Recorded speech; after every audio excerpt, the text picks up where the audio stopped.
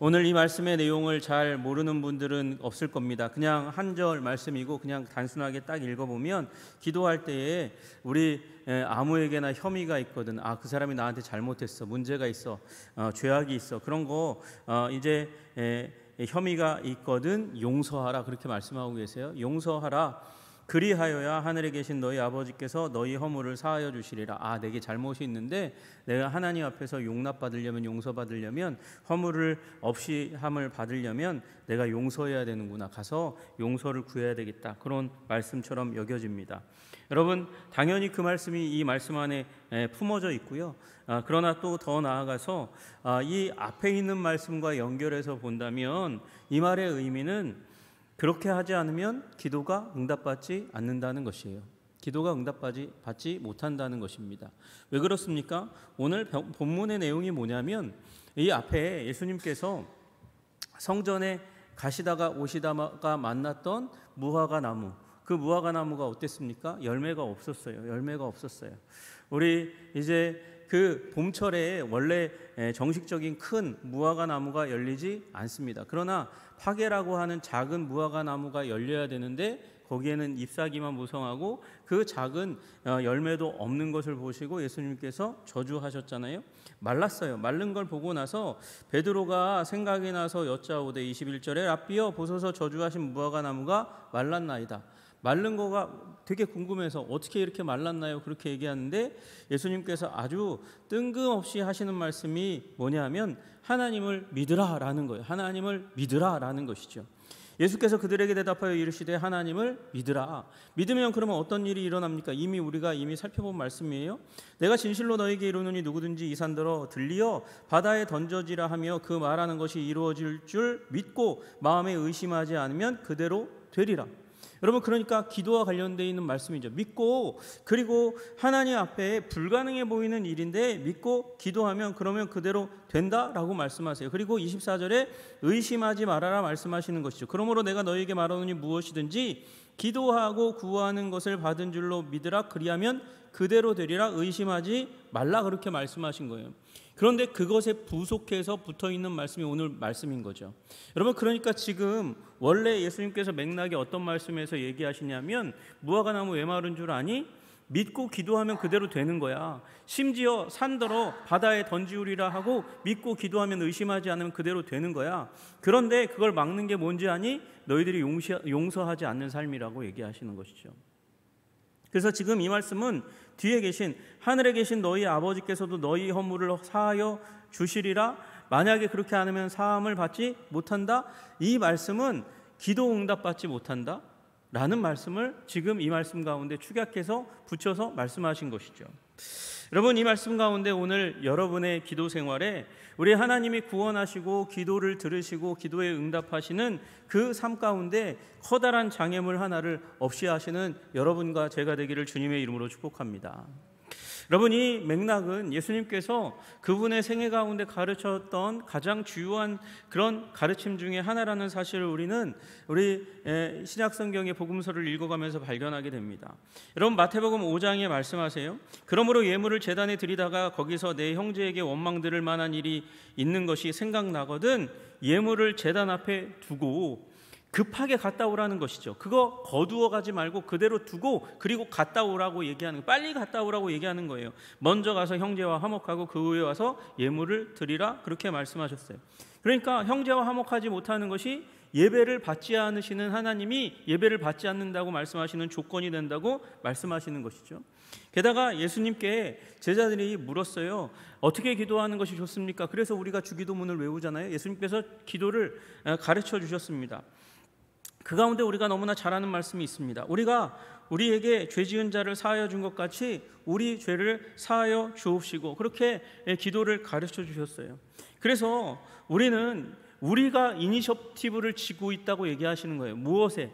축복받는 삶에, 은총을 누리는 삶에 이니셔티브가 우리에게 있다고 얘기하는 거예요. 하나님은 이미 예수 그리스도 안에서 우리를 용서하시려고 십자가에 예수님이 못 박혀 달리게 하시는 그 일을 계획하시고 이루셨음에도 불구하고, 그럼에도 불구하고 우리가 그 죄 지은 자를 사하여 주지 않으면 우리 죄가 사하여지지 않는 것과 방불한 상황이 계속해서 유지된다고 말씀하시는 것이죠.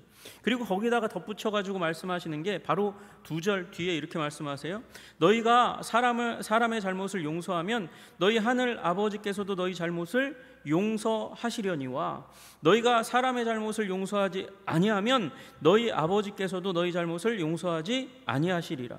여러분, 이 말은 용서하지 않으면 기도응답 없다. 그 하나님의 놀라우신 기도응답 받는 풍성하고 위대한 삶의 그 유익을 누리지 못하는 거야 라고 말씀하시는 거죠. 여러분, 이 얘기 예수님께서 또 어디서 말씀하시냐면 비유에서 주인에게 불쌍히 여김 받아서 1만 달란트를 탕감받은 종이 있습니다. 그런데 이 종이요 100데나리온 빚진 동료를 용서하지 않습니다. 용서하지 않아요. 그럼 이 소식을 알게 된 주인이 비로소 용서를 철회합니다. 철회하면서 뭐라고 말씀하시냐면 예수님께서 그 이야기의 말미에 너희가 각각 마음으로부터 형제를 용서하지 아니하면 나의 하늘 아버지께서도 너희에게 이와 같이 하시리라. 용서하지 않으면 하늘 아버지도 용서하지 않아 라고 말씀하시는 거예요. 여러분, 오늘 그 말씀의 그 맥락 가운데서 이 말씀을 또 하신 것이죠. 여러분, 갑자기 말씀하시는데 무화과나무의 이야기 가운데서 기도할 때에 아무에게나 혐의가 있거든 용서하라. 그리하여야 하늘에 계신 너희 아버지도 너희의 허물을 사하여 주시리라. 관련 없는 것처럼 보이는 이 말씀을 하셨어요. 아니요, 관련이 매우 있다는 것이죠. 여러분, 용서하는 삶을 살 때 우리 기도를 들으시는 하나님의 응답을 명확하게 확실하게 받게 되는 귀하고 아름다운 일이 일어나게 될 줄로 믿으시기를 주님의 이름으로 축복합니다. 여러분, 그래서 오늘 이 말씀 가운데 우리가 배워야 될 첫 번째 진리는 기도하되 기도를 힘없게 만드는 제일 원인이 용서하지 않는 삶. 다시 얘기해서 사랑의 법 아래 있지 않을 때 우리는 기도응답 받을 수 없다는 것입니다. 여러분, 이 말은 우리가 아무리 강력하게 우리의 열심을 내고 그리고 하나님의 법을, 나머지 법들을 다 따르고 그리고 수많은 사람을 사랑한다 할지라도 하나님의 법에 대해서 열심을 가지고 그리고 사람을 향한 그 법에도 열심을 가지고 열심을 다해서 열정을 가지고 살아간다 할지라도 우리가 기도응답을 받을 수 없는 일이 이 일로 말미암아 일어날 수 있다고 말씀하시는 것이죠. 여러분, 용서가 여러분의 삶 가운데 임하시기를 주님의 이름으로 축복합니다. 여러분, 우리에게 용서할 수 있는 능력이 있어야 돼요. 용서할 수 있는 능력. 용납하고 용서할 수 있는 능력이 없으면 우리는 기도 응답을 받을 수 없다고 말씀하시는 거예요. 기도 응답을 받지 못하는 삶은 어떤 삶입니까? 여러분, 기도 응답은 다른 말로 얘기하면 구원받지 못한 삶과 동일한 삶이라고 성경은 계속해서 말씀하고 계세요. 어디에 그렇게 말씀하시냐고요? 여러분, 이스라엘 백성에게 모세가 율법을 줍니다. 모세가 율법을 줄 때 뭐라고 단서를 주시냐 하면 네가 들어오고 나가면 복을 받고 또 기도하면 응답받는다고 말씀해 주시는 거예요. 여러분, 솔로몬 성전이 세워질 때 솔로몬 성전을 세울 때 그때에 솔로몬이 축복받은 이스라엘 민족의 위대하고 아름다운 모습에 대해서 묘사할 때 어떤 장면이 나오냐? 성전을 향하여 손을 들고 기도하면 하늘의 하나님께서 들으시고 응답하여 주십시오. 그게 복받은 하나님의 백성들의 모습이라고 얘기하는 거죠. 여러분, 그게 구원받은 이스라엘 백성들 수천하 만민 가운데서 유일하게 작지만 부족하지만 연약하지만 이스라엘 백성들을 택하여 구원하신 하나님의 백성이 받는 복이 바로 그 복이에요. 하나님께서 그 목소리를 들으시고 응답하시는 거예요. 들으시고 응답하지 않는다, 이건 저주받은 구원받지 못한 그 이방 백성과 방불하다는 것을 의미하는 것이죠. 근데 지금 예수님께서 이 얘기를 하고 계시는 거예요. 용납하지 않으면, 용서하지 않으면 기도 응답되지 않는다. 다시 얘기해서 구원받지 못한 그 이방인의 삶과 다르지 않는 삶을 살아갈 수밖에 없는 거야 라고 말씀하시는 것이죠. 여러분, 그러므로 용납하시기를, 용서하시기를 주님의 이름으로 축복합니다. 여러분, 에베소서 4장 32절에도 말씀하십니다. 서로 용서하기를 하나님이 그리스도 안에서 너희를 용납하신 것 같이 하라, 그렇게 말씀하셨어요. 여러분, 용서가 사랑의 시작입니다. 용서하시기를 주님의 이름으로 축복합니다. 우리 주기도문이 그냥 주문으로 남는 것과 우리들의 삶이 되는 것의 분기점이 바로 여기에 있는 거예요. 우리가 우리에게 죄 지은 자를 사하여 준 것 같이 우리 죄를 사하여 주옵시고, 용납하고 용서 용서하고 죄를 사하여 용서해 주는 일이 우리들 가운데 있어야 그것이 구원받은 자다운 삶이고 구원을 누리는 자로 살아가는 첩경이라고 말씀하시는 것입니다. 여러분, 용서의 삶 살아가시기를 주님의 이름으로 축복합니다. 아무리 믿음 갖고 아무리 열심히 기도하고 산을 옮기는 일이 일어난다 할지라도 여러분, 사랑이 없으면 아무것도 아니라고 우리 사도 바울은 말씀하셨어요. 그러나 그 일이 일어나기도 전에 열심히 기도해도 용납하지 않으면, 용서하지 않으면, 사랑하지 않으면 그 일이, 이 산을 옮겨지는 일이 일어날 수 없는 것이죠. 없는 것이에요.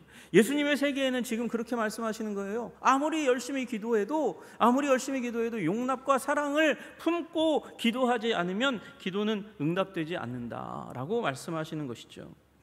여러분, 우리의 기도 생활이 힘을 얻고 능력을 얻고 효과적으로 열매를 맺게 하려면 용납해야 하는 줄로 믿으시기를 주님의 이름으로 축복합니다. 우리가 구원받은 자로서의 삶을 아름답고 풍성하고 힘있게 누리려면 용납하고 용서해야 하는 줄로 믿으시기를 주님의 이름으로 축복합니다. 여러분, 그래서 우리가 우리의 삶을 하나님 앞에서 풍성하고 아름답게 누리는데 가장 치명적인 죄악은 뭐냐면, 여러분, 우리가 누군가를 용서하지 못하고 미워하는 마음을 갖는 거예요.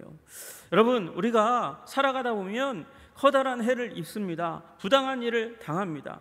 그러면 부당한 일을 당하면 내가 아무것도 아닌 것처럼 여겨지고, 그리고 땅에 떨어진 것 같고, 그리고 눈을 뜨고 밖으로 나가면 사람들의 눈빛이 나에게 닿으면 수근수근하면서 나를 짓밟는 것 같고 미워하는 것 같고, 저것은 예수님 믿는다고 하더니 뭐 하나님이 함께 하신다 하더니 인생이 왜 저렇게 왜 꾸리꾸리하고 초라하고 그렇게 시궁창에 처박힌 것처럼 저런 얼굴을 하고 돌아다니냐, 그러면서 평가하는 것 같잖아요.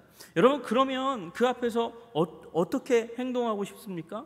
훼손된 명예를 자꾸 회복하고 싶어 해요. 나를 그렇게 부당하게 하고 해를 입히는 사람에게 원수 같고자, 안갚음 갖고자 하는 마음이 마음 가운데서 불일듯이 일어납니다. 그리고 내가 이렇게 된 것을, 그렇게 될 수밖에 없었던 그 변명을 얘기하면서 정당화하고 싶은 마음이 그 가운데 있습니다.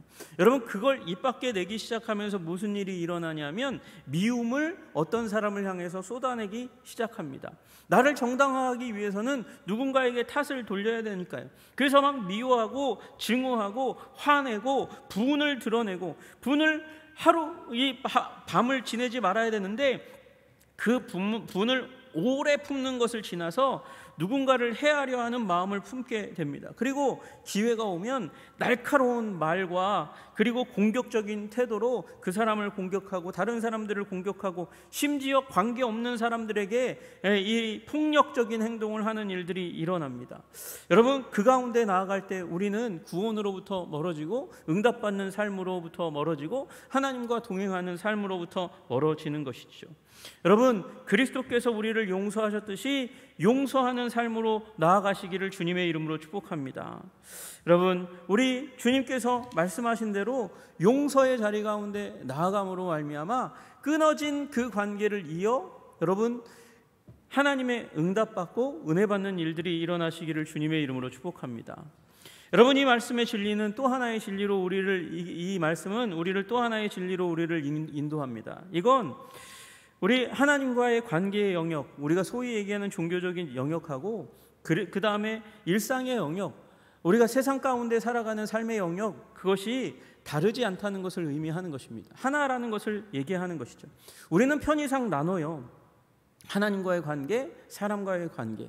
그러나 여러분, 가장 위대한 계명이 무엇으로 나누어집니까? 하나님을 사랑하고 그리고 이웃을 내 몸과 같이 사랑하라고 그렇게 말씀하신 것으로 묶어놓으시고, 그것이 단 하나입니다. 그것이 둘이 아니고 하나라는 것이에요. 10계명이 10개의 계명으로 나누어져 있지만 대신계명과 대인계명으로 나누어져 있어요. 여러분, 사람을 무시하는 것은 곧 하나님을 무시하는 것입니다. 왜 그렇습니까? 사람은 곧 하나님의 형상이기 때문에 사람을 짓밟는 것은 곧 하나님을 짓밟는 것과 다름이 없는 것이기 때문에 그렇습니다. 여러분, 우리는 어떤 사람도 좀 양심이 있는 사람이라고 한다면 하나님과의 관계의 영역 가운데, 믿는 사람이라고 한다면 하나님과의 관계의 영역 가운데서 하나님이 나를 이쁘게 보시기 원하는 모습으로 우리를 유지하고 꾸미려고 애쓰고 노력합니다. 하나님 앞에서 나는 더러운 놈이에요, 나는 악한 놈이에요, 하나님하고 나는 맞짱 뜰 건데요, 막 이렇게 얘기하는 사람이 도대체 믿는 사람들 가운데 어디 있습니까? 가끔 화나면 그러지만 곧 돌아와가지고 하나님 잘못했어요, 죄송해요, 잘못했어요, 정말 잘못했어요, 그리고 하나님 은혜 주세요, 제가 하나님 앞에서 열심히 잘 살아볼게요, 뭐 이러면서 얘기하는 게 정상이죠. 여러분, 그런데 그건 너무 당연한 건데, 그런데 우리 세속의 삶 가운데서는 하나님이 기뻐하시지 않는 모습을 하면서도 양심의 가책도 느끼지 않고 우리 마음에 찔림도 없고 새로운 결단을 하지도 않는 사람들이 종종 있는 거예요. 여러분, 우리 이제 집에 가정으로 출장을 가서 서비스하는 사람들이 그 사람들의 유형을 나누잖아요. 어떤 사람, 어떤 사람 뭐 이렇게 나누면 종교적인 영역에서 불교도들이 제일 편안하대요. 그 다음에 카톨릭이래요. 까다롭고 힘들게 하고 막 뭐 요구사항이 많은 분들이 개신교인들이라고 그러는 거예요. 여러분, 우리는 그리스도의 얼굴이에요. 세상 가운데서 우리를 통해서 우리를 보고 그리스도를 보는 거예요. 우리는 그리스도의 편지이고 향기예요. 우리가 하는 말이 세상의 풍조, 목소리 크게 내야 비로소 듣는다. 그저 맞죠. 아무 얘기 안 하면요, 눈길을 안 줘요. 저는 안 그래 봤겠어요? 저도 그래 봤어요. 네. 제가 안 그래 보고 여러분에게 얘기하면 그리고 여러분을 정죄하는 게 아니고요, 저도 그래 봤어요. 저도 그 부분이 있는 연약한 사람이라고 말씀드리는 거예요. 여러분, 그러나 그것이 그 삶의 영역이 참고 누른 다음에 그 다음에 어찌할 수 없어서 나와야 되는 거지, 그냥 오지도 온 후에 0.1초의 간격을 두고 확 나가는 거, 그거는 하나님이 우리 가운데 원하시는 모습이 아닌 거죠. 여러분, 인내와 참음과 그리고 친절함이 우리 하나님의 성품이라면, 주님 오래 참으시잖아요. 오래 참으시는 우리 하나님, 선하신 하나님, 좋으신 하나님, 그 성품대로 우리를 다스려 가야 하는 것이죠. 여러분, 우리는 삶을 둘로 구분하지만 분할할 수 없는 것입니다. 삶은 통째예요, 통째. 우리는 종교적인 영역과 우리 일상의 삶, 그 두 개로 나누지만 그건 분리할 수 있는 게 아니라 이건 하나라는 것이죠.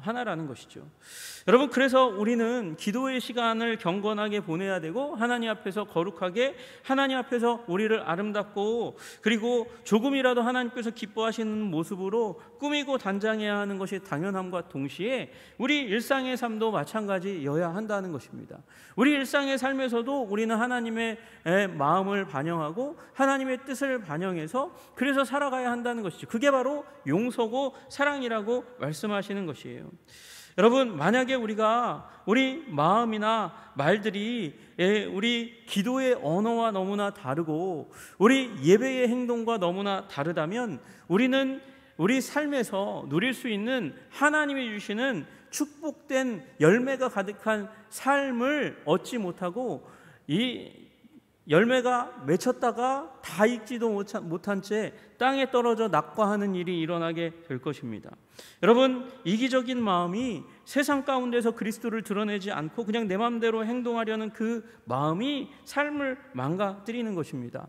여러분, 하나님께 헌신하는 만큼 우리 이웃을 사랑하기에 헌신하시는 여러분들 되시기를 주님의 이름으로 축복합니다.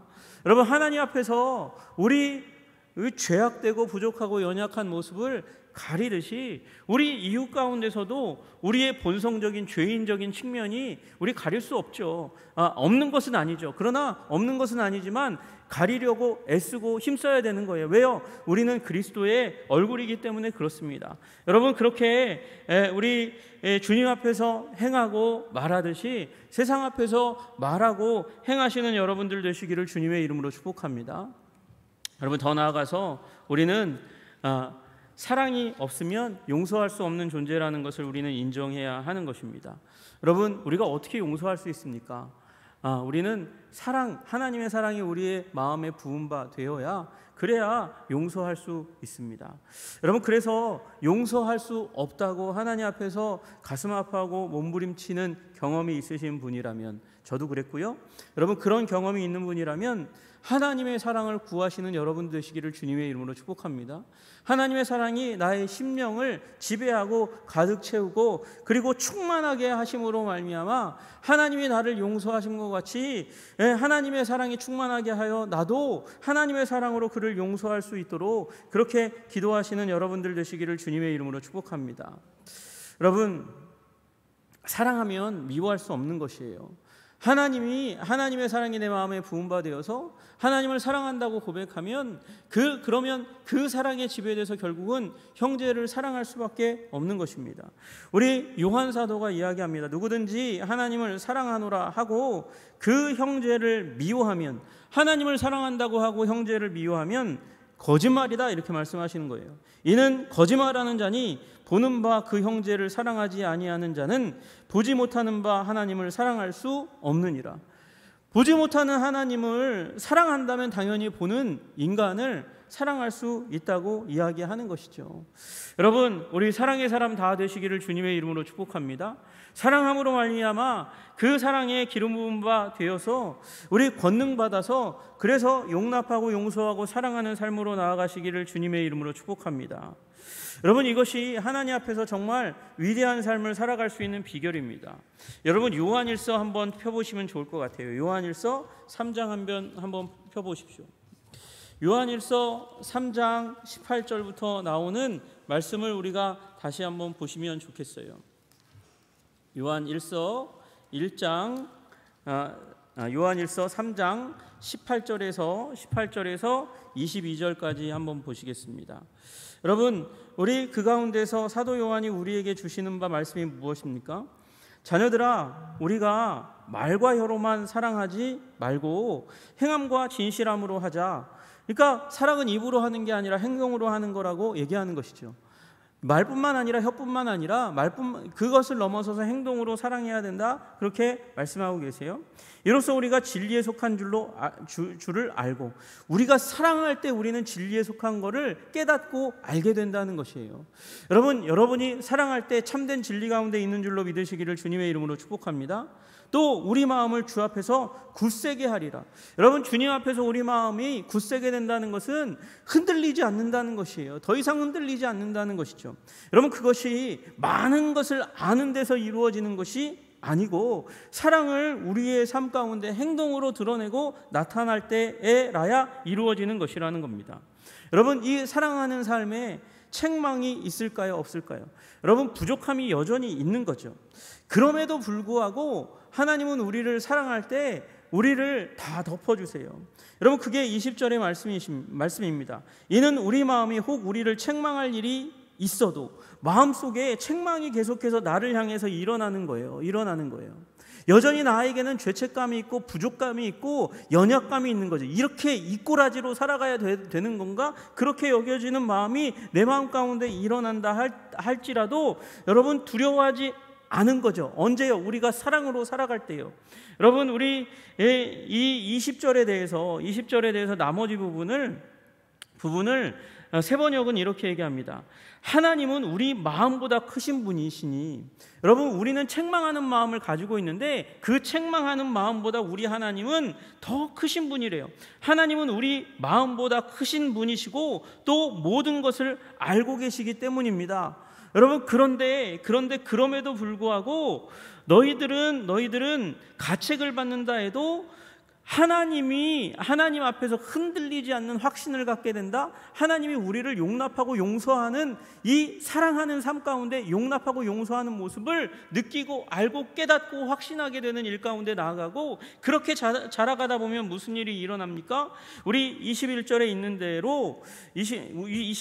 대로 만일 우리 마음이 우리를 책망할 것이 없으면 우리 아무리 봐도 사랑하는 삶 가운데 이제 점점 자라나서 부족하고 연약함이 없는 마음이 우리 마음 가운데 확신으로 얻어지게 되면 하나님 앞에서 담대함을 얻고, 경외해야 하는 존재입니다. 하나님은 존경하되 사랑하되 두려워해야 하는 존재인데도 불구하고 그 두려움이 점점 사라져서 담대함을 얻게 되는 일이 일어나게 된다는 거예요. 사랑의 삶 가운데 담대함이 온다는 것입니다. 그리고 그 담대함의 끝에 주시는 하나님의 복이 무엇입니까? 무엇이든지 구하는 바를 그에게서 받나니 이는 우리가 그의 계명을 지키고 그 앞에서 기뻐하시는 것을 행함이라. 여러분, 이 그의 계명이 무엇이고 기뻐하시는 것이 무엇입니까? 다른 게 아니에요. 딴 얘기하고 있는 게 아니에요. 사랑입니다. 사랑을 행하면 우리는 무엇이든지 구하면 구하는 대로 받게 되는 은혜를 누리게 된다고 말씀하시는 거예요.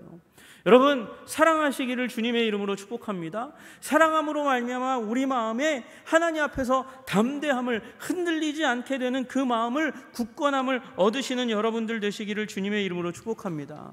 여러분, 그래서 용서하지 않는 마음, 사랑하지 않는 마음을 우리의 기도 생활, 우리의 일상의 삶 가운데서 치워내면 우리 하나님과 나 사이를 막고 있는 핵심적이고 치명적인 방해 요소를 제거할 수 있게 되는 거예요. 예수님이 지적하신 가장 치명적인 요소, 그것을 우리는 제거할 수 있게 되는 줄로 믿으시기를 주님의 이름으로 축복합니다. 여러분, 그래서 용서해야 합니다.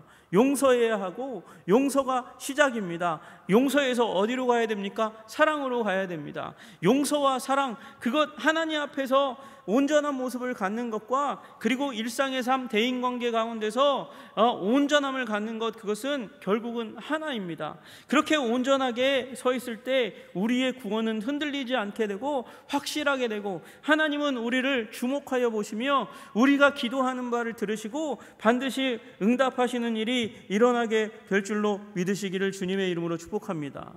여러분, 사랑은 보이는 것입니다. 사랑은 보일 수밖에 없습니다. 여러분, 그래서 우리는 사랑하는 사람을 저 사람은 사랑이 많은 사람이야 알게 되는 것입니다. 여러분, 사랑으로 승리하시는 여러분들 되시기를 주님의 이름으로 축복합니다. 예수님은 오셔서 어마어마하게 사두개인과 바리새인들과 논쟁하시고 싸우셨습니다. 여러분, 그럼에도 불구하고 예수님의 동기는 사랑이셨습니다. 그들의 외식을, 그들의 위선을 깨지 않으면, 그들은 회개하지 않으면 구원받을 수 없기 때문에 주님께서는 그들과 논쟁하셨습니다. 그리고 예수님이 죽으시고 부활하시고 승천하신 이후에 그들에게 계속해서 사랑을 베풀어 줄 제자들에게 사랑을 쏟아부어 주셨습니다. 그리고 그 사랑의 끝은 십자가였습니다. 십자가에서 예수님은 그 몸을 찢으시고 피를 흘리셨습니다. 그리고 예수님께서는 그 십자가의 사랑을 누구에게 보이셨냐면, 여러분 다 아시다시피 예수님께 호언장담하고, 나는 다른 사람들은, 세상의 어떤 사람들은 예수님을 부인한다 할지라도 나는 부인하지 않을 거예요 라고 얘기했던 베드로까지 용납하셨습니다. 여러분, 유다가 만약 그 자리에 살아 있었다 할지라도 주님은 유다까지도 용납하셨을 겁니다. 여러분, 아무도 하나님의 사랑 가운데서 외곽지대에 있을 수 없습니다. 누구나 사랑받을 수 있는 존재가 될 수 있습니다. 여러분, 그 사랑을 받으시고 그 사랑 가운데 용납하는 자로 서가시기를 주님의 이름으로 축복합니다. 그러면 우리의 삶이 기도를 들으시고 응답하시는 하나님으로 말미암아 기적으로 가득 찬 인생이 될 줄로 믿습니다. 기도하겠습니다. 하나님 아버지, 감사하고 찬양합니다. 주님, 갑자기 제사를 드릴 때에, 예배를 드릴 때에 우리더러 말씀하시기를 그 앞에서 그 제사를 멈추고 가서 형제와 화해하고 오라고 말씀하셨습니다. 그 가운데 그에게 혐의가 있어도, 문제가 있어도, 그가 잘못했어도 그에게 가서 나로 용서하게 하라고 말씀하십니다. 그냥 와서 내게 애걸복걸하는 자들에게 용서하라고 하는 것이 아니고, 죄 지은 자에게 내가 가서 넓은 하나님의 품을 보여주면서, 그 사랑을 보여주면서 용납하라 말씀하십니다.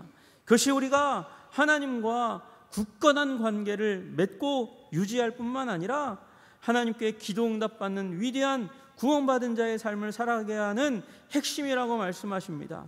주님, 그러므로 우리 가운데 미움이 떠나가게 하여 주시옵소서. 꺼림이 떠나가게 하여 주시옵소서. 용서와 사랑이 남게 하여 주시옵소서. 하나님, 용납하지 못할 때 주의 그리스도의 그 크시고 아름다우시고 우리를 충만하게 하실 수 있는 바다보다도 더 큰 그 사랑 가운데 우리가 잠겨 사랑의 용납의 능력을 베풀 수 있는 자들이 되게 하여 주시옵소서. 예수님 이름 받들어 기도드리옵나이다. 아멘.